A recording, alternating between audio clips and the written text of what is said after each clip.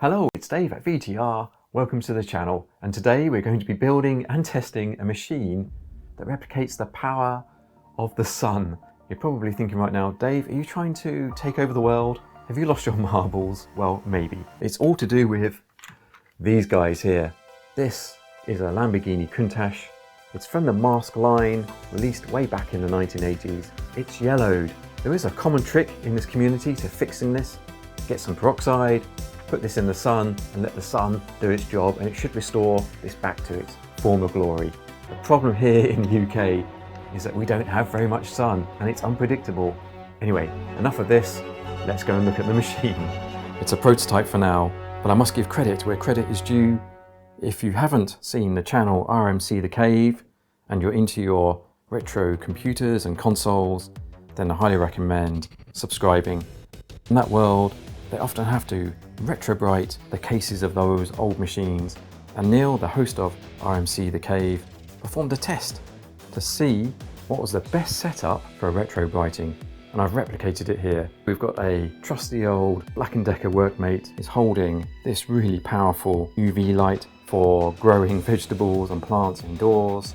That is suspended above this outer container here, wrapped in tin foil to reflect all of that light, and inside is a smaller container filled with some water, which is kept at a constant temperature of 45 degrees using this sous vide, the heat of the sun, replicated here with this nice warm water bath, and the UV light of the sun replicated by this lamp. Welcome to the Robo Sun. Right, we need some test subjects. First of all, we have this vintage Star Wars Wamper. The legs are nice and bright and white. It looks like this guy has been rolling around in that snow your mum warned you about, and now he's turned quite yellow. We also have this small part from a vintage Star Wars Millennium Falcon. Again, it's yellowed, and I'm really interested to see whether this technique can work on transparent plastic. And finally, we have these two pieces from a G1 transformer. Can't remember the name. If you know, leave a comment. But as you can see, it should be a sort of greyish colour, but again they've yellowed.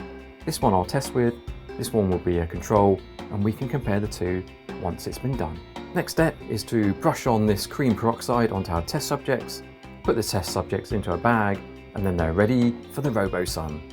And there we are, our test subjects all now smothered in peroxide and safely encapsulated in this bag with all the air sucked out. Good luck, my friends. I don't know whether this machine, the Robo Sun, actually works. It's the first time I've used it. That's why we have these test subjects. So I'll put these into the warm bath of water, leave them there for a couple of hours, and check on them later to see if there's any change at all. So let's do that now.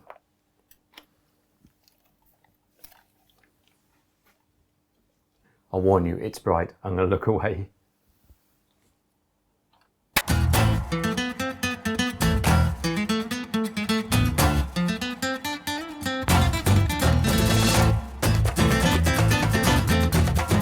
So far we've had a couple of hours of Robo Sunshine. I did hit a snag. Of course I picked the one character that's full of hot air, causing the bag to float. So I added a couple of weights, and that soon solved that problem. Let's do the whiteness check. Now certainly on this Wamper there is an improvement. There's still a difference between the legs and the body, but that looks like progress to me. Let's check the G1 part. Oh yeah, there's definitely a change. Let's compare it to the control piece. Oh, look at that. Considering the one in the bag was a lot worse, that is impressive. Oh, I'm really pleased with that. And then finally, let's check the Millennium Falcon part. It's still slightly yellow, but again, I think there's an improvement. It looks like we're definitely on the white tracks. Just say no, folks. Perhaps it's better to say, I can see the white at the end of the tunnel. Outside, it may be another cloudy, blustery day in the UK, but that doesn't matter, because indoors we have Robo Sun.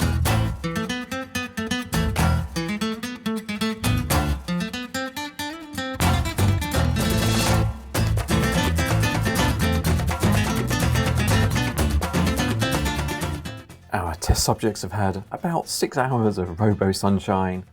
I'm going to get them out of the bag, give them a good clean, and then we can see what the results are like. And I can immediately see that this is nice and bright and grey. The yellowing has been removed. In fact, let's just compare it to the control piece. Oh yeah, what a contrast. In fact, you can now see that even underneath where you thought it hadn't yellowed, it certainly had.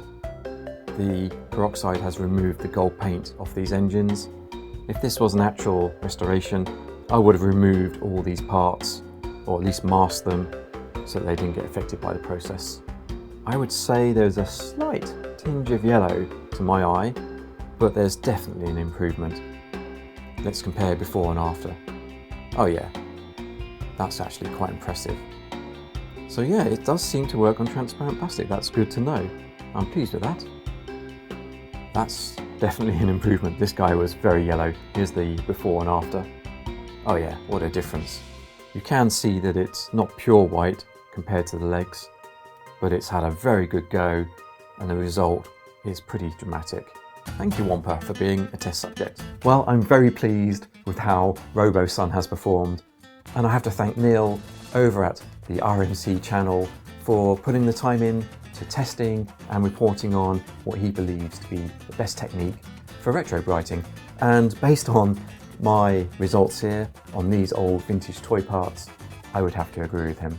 Now, not everyone is for retrobriting. Some say it makes the plastic brittle, some say it doesn't last very long, and some are just morally against the idea of messing around with these old toys in general. But I'm here to experiment. I'm going to try out these techniques. I will see what happens over time. I'm interested to see whether it does have an impact on the plastic or not, and see how long it lasts. I'm not going to do this technique on mint or near mint vintage toys. No, what I want to do is restore toys like this one, which basically have had a rough time. I'm not sure I'll be able to get it pure white based on my results with the Wamper, but I'm going to give it a damn good go. But in the meantime, I'm going to give RoboSun a good earned rest. Thanks for making it this far. Leave a comment, like and subscribe, or try some of these other VTR classics. Until next time, stay safe and cheers.